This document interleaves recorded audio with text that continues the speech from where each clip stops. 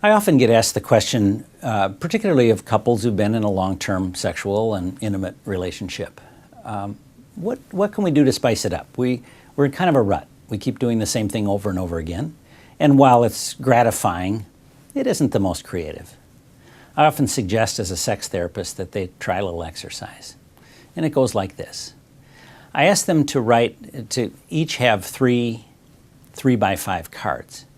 And what I'd like them to do, independently of each other, to write 5 things on each card.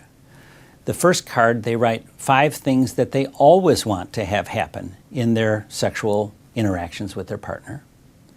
On the second card, I ask them to write 5 things that they would like to try. And maybe they've never tried or they haven't tried for a long time.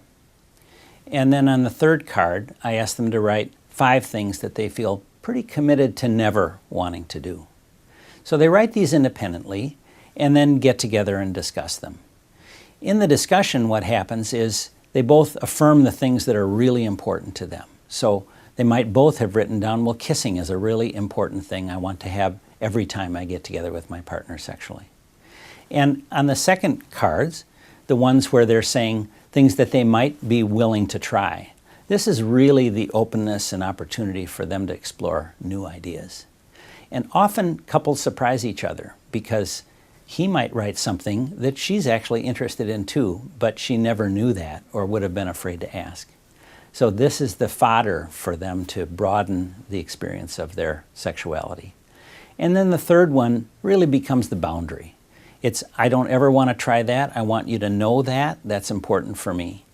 And interestingly, even with that one, sometimes people will say, well, I don't ever want to do it this week, but maybe in the future I'll have a different attitude about that.